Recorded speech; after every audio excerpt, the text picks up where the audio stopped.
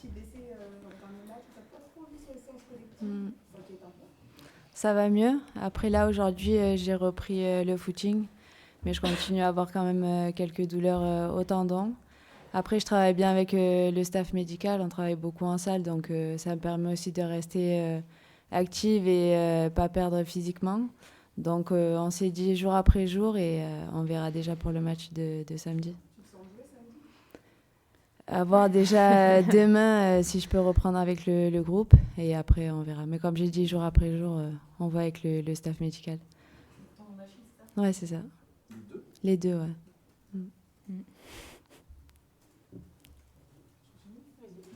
Sakina, on t'a vu en début de compétition. On ne t'a pas vu depuis.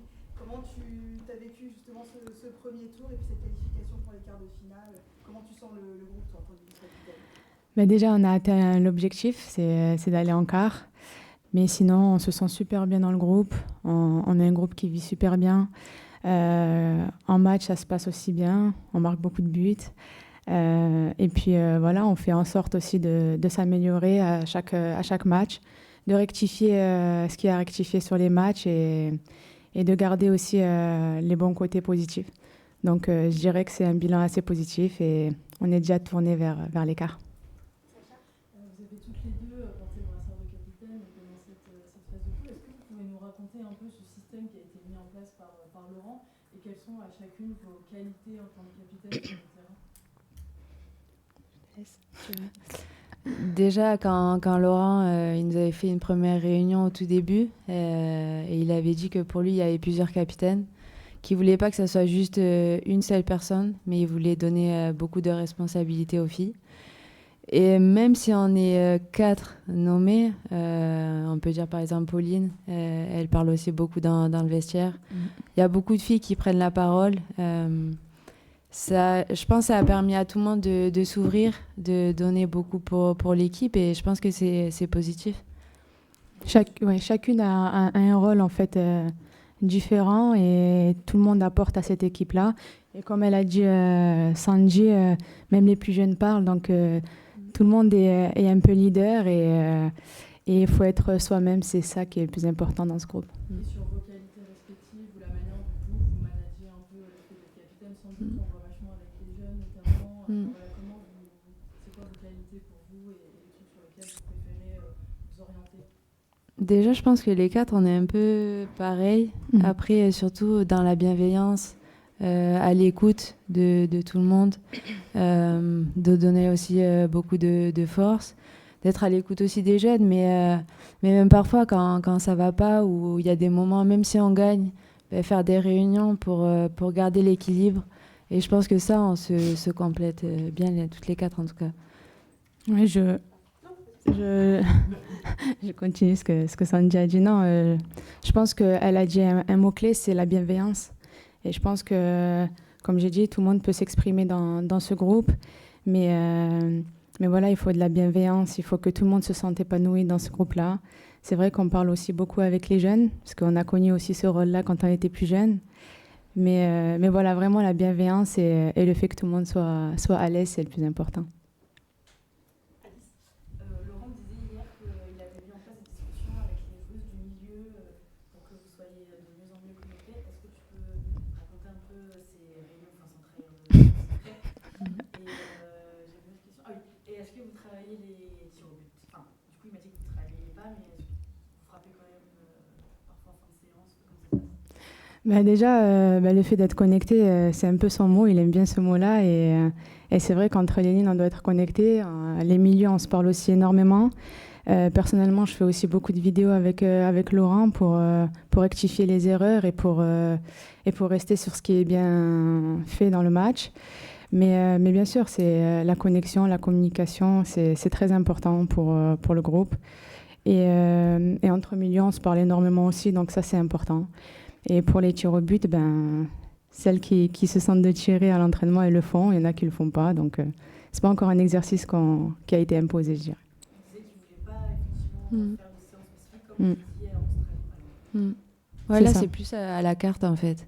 À la fin de l'entraînement, celles qui se sentent, elles tirent. Et celles qui ne veulent pas, elles ne tirent pas. Tu parlais, Sandy, du fait qu'il y avait plusieurs capitaines et que c'était vraiment une envie de Laurent aussi de ne pas mettre l'une plus en avant que l'autre. Il parlait aussi du fait de ne pas mettre des ordres qui changeaient les tireuses à chaque match. Pareil, dans l'envie d'impliquer tout le monde et de ne pas mettre la pression aussi que sur une, que sur les autres. C'est vraiment quelque chose, c'est sa méthode. Ouais, c'est ça. Puis il est à l'écoute aussi. S'il y a des filles qui se sentent pas, elles vont dire moi je veux pas tirer le penalty, donc il va changer.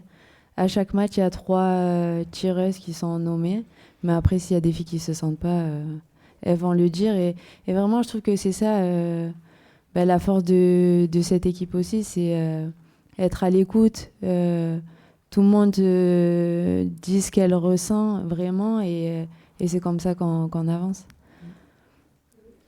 Vous avez souvent dit que vous prépariez les classiques, les matchs les uns après les autres pour rester sur une dynamique.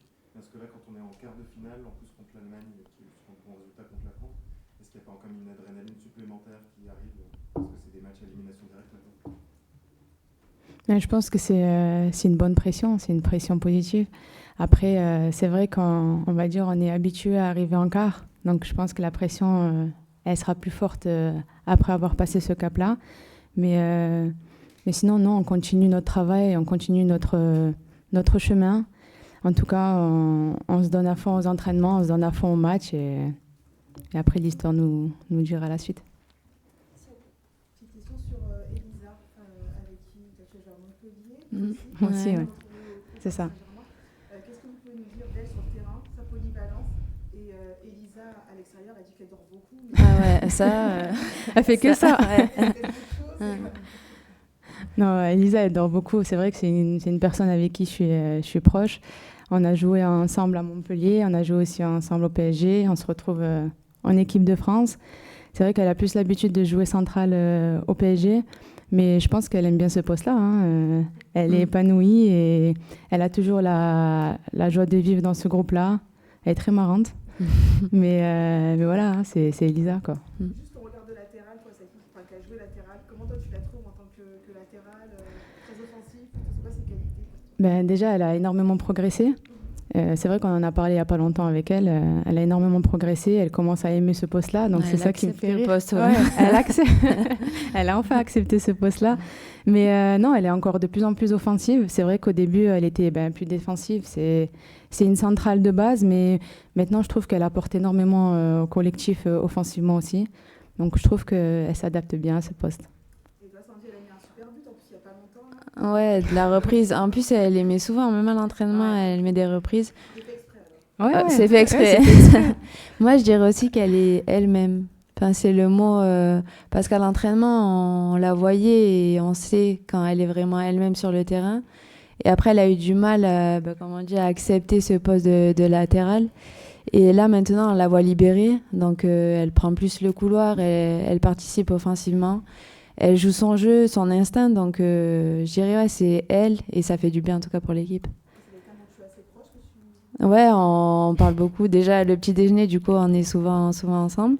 Mais après, ouais, les après-midi, elle aime bien dormir, Elisa. C'est normal, vous levez à 8h aussi. Oui, Il y a que vous. oui, il y a les lève tôt et il y a les lève tard, par C'est exemple. ça. Ouais, quand même. Ouais. 21h, je pense, elle dort. Non, Ouais. j'abuse quand même. Ouais, nous lève tôt et Ouais, lève moi, je suis tard, lève tard. madame. C'est quelqu'un qui dit vraiment ce qu'elle pense. On l'a vu, je me rappelle d'elle en zone mixte après PSG-PFC, le 3-0, Karma et tout, après le départ de Fabrice. Et elle est pareille dans le groupe, très franche comme ça, très nature. Oui, elle est nature. Elle est introvertie, on pense. Elle est très charismatique déjà, elle en impose, mais c'est vrai qu'elle est à certains moments introvertie. Ça dépend aussi avec certaines personnes, elle va être plus à l'aise avec d'autres, ça c'est normal. Mais sinon, non, c'est Elisa, elle est très franche, elle dit ce qu'elle a à dire. Donc c'est ce qu'on aime aussi dans ce groupe-là.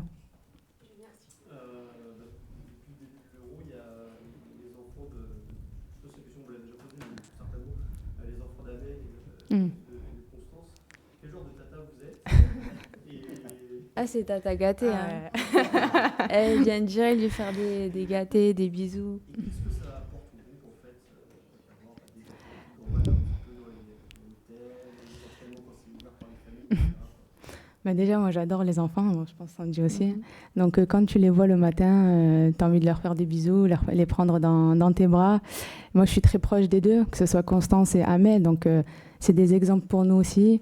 Et voilà, les voir, ça te procure du plaisir. C'est vraiment magnifique d'avoir des enfants avec nous.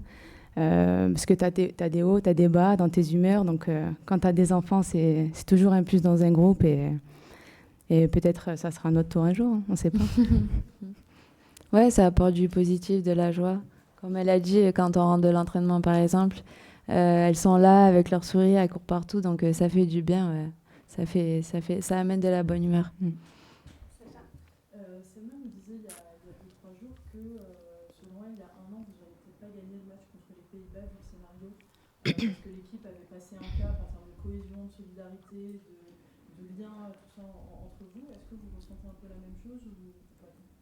Oui, vraiment. Clairement. Même après le match, on s'est parlé. Même quand Selma elle a mis le but contre son camp, tout le monde est resté positif. On savait qu'on allait gagner, en fait. Là, cette année, c'est vrai qu'on a, je sais pas, une énergie différente.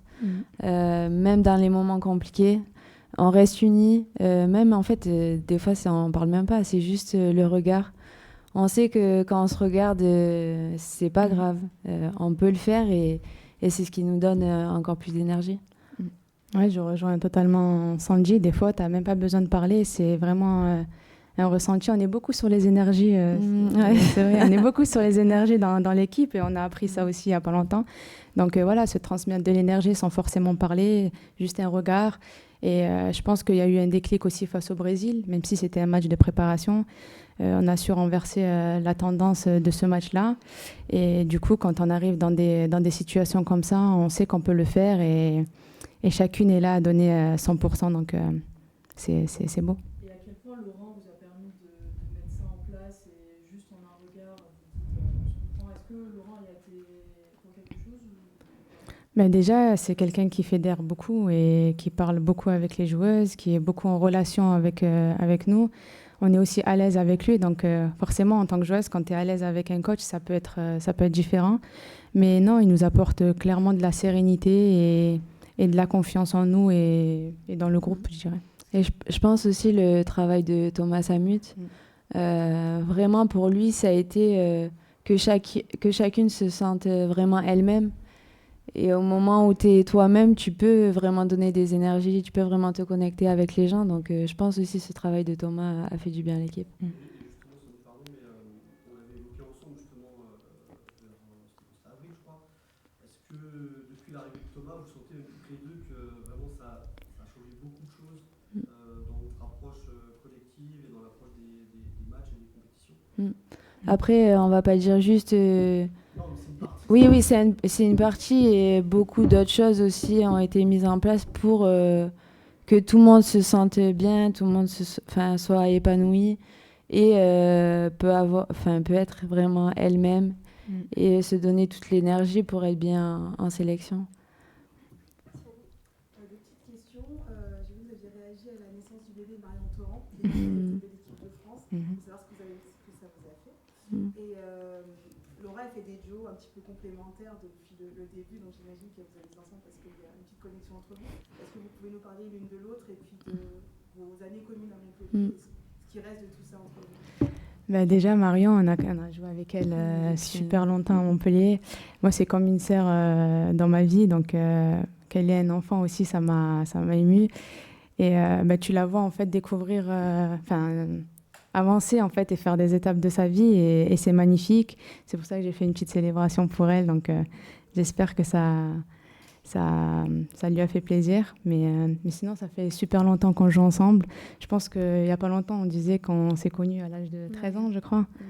Donc maintenant, on est un peu vieille, mais non, Sandy, c'est quelqu'un, c'est une fille exemplaire et j'ai toujours respecté dans ma vie et en tout cas, j'espère qu'on fera encore du chemin ensemble et qu'on pourra gagner enfin une compétition ensemble. Vous parlez souvent de bienveillance, c'est ce qui vous unit les deux? Ouais, et puis on s'est connus très jeunes, très tôt, et de voir comment on a grandi.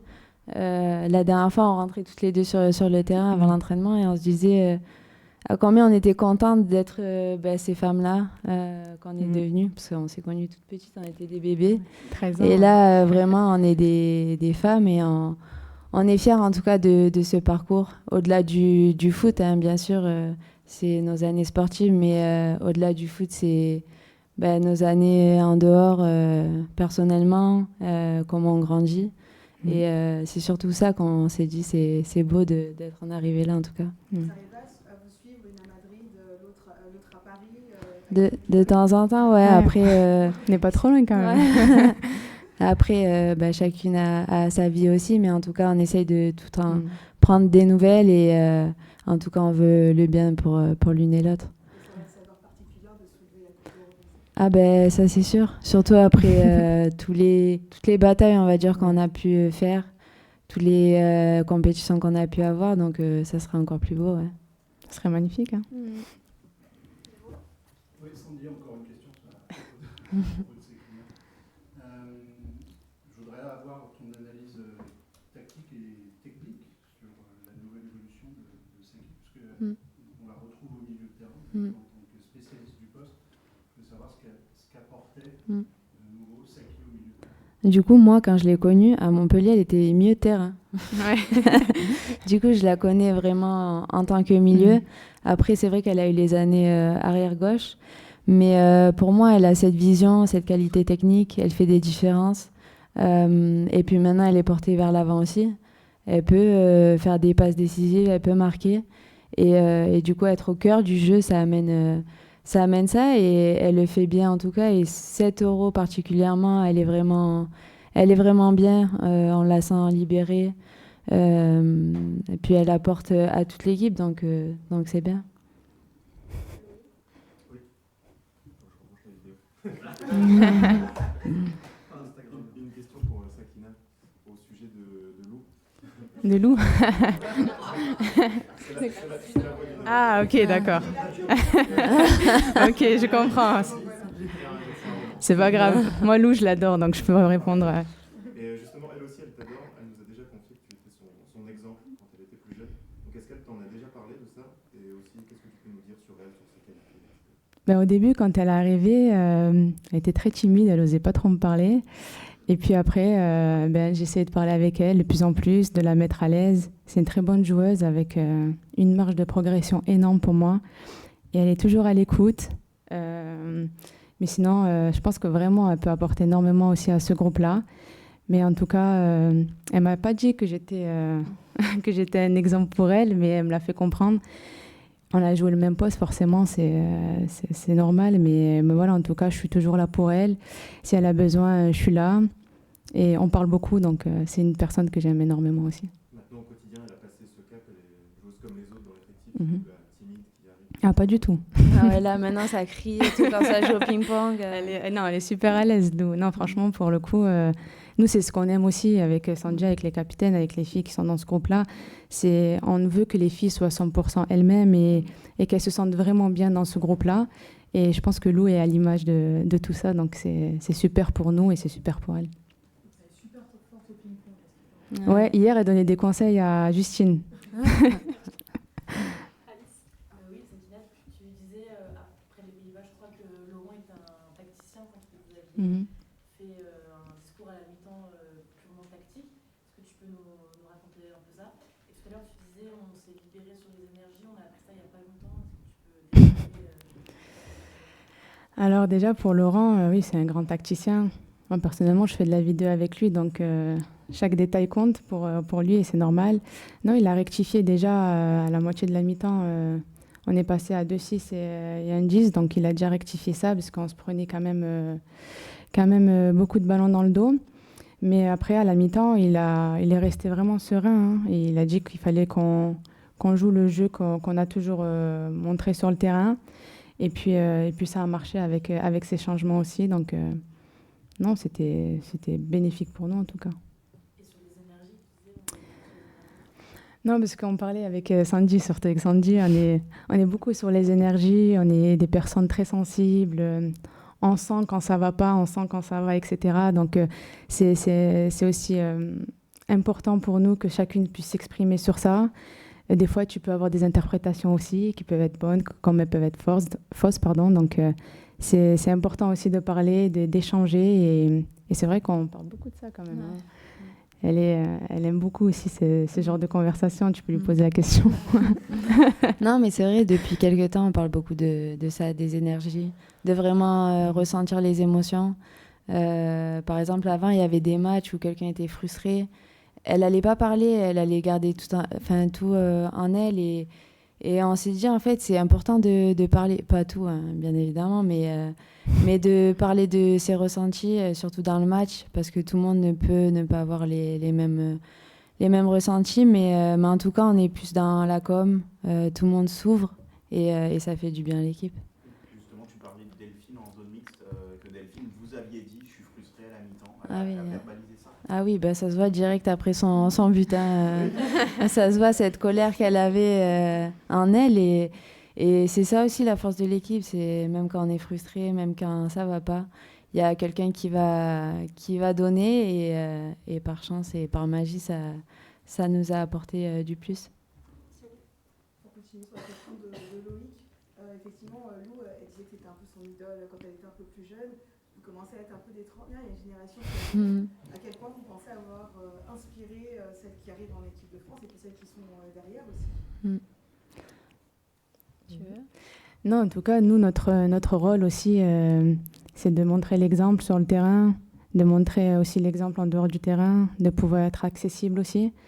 Donc, comme j'ai dit tout à l'heure, on a connu cette place aussi en tant que jeune où tu attendais forcément qu'on vienne te conseiller et que tu t'adaptes et que tu t'intègres le plus facilement dans un groupe. Mais je pense que ça se fait tellement naturellement maintenant qu'ils n'ont pas trop besoin de nous, quoi. Mais non, notre but, c'est vraiment de transmettre des bonnes énergies, des bons conseils et que tout le monde s'éclate, c'est l'essentiel. Ça met une pression ou pas du tout Non, pas du tout. Vraiment, même quand Laurent il nous a dit qu'il allait nous choisir en tant que capitaine, je pense que personne n'a appris comme ça, comme de la pression. Je pense qu'on est resté en fait nous-mêmes, comme elle a dit Saki, de donner les bonnes valeurs aux plus jeunes. Même par exemple d'être sur le banc, laisser son ego de côté. Je pense qu'avec Laurent, le mot d'ordre, c'est personne n'est indispensable.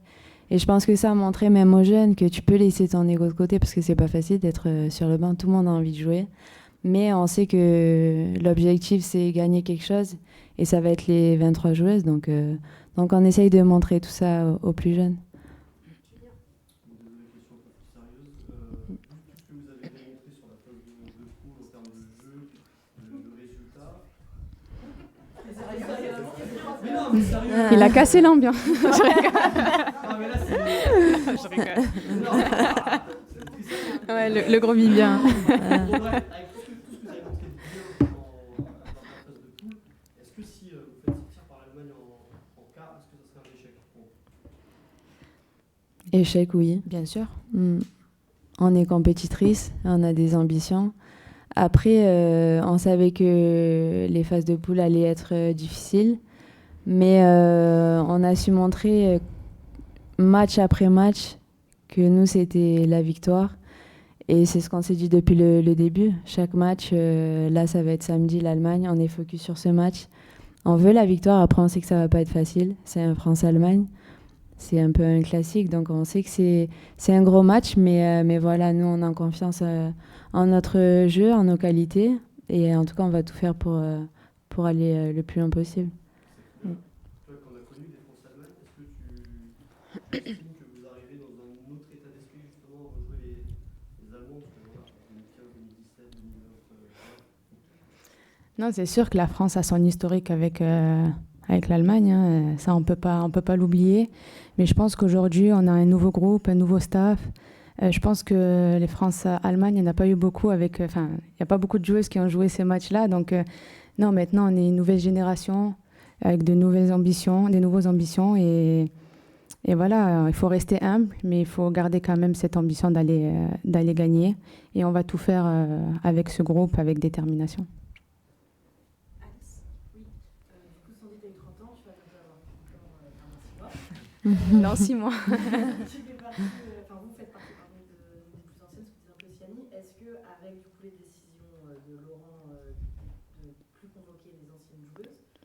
que vous y pensez dans un coin de votre tête que potentiellement ça peut être la dernière compète? Pas la dernière compète quand même.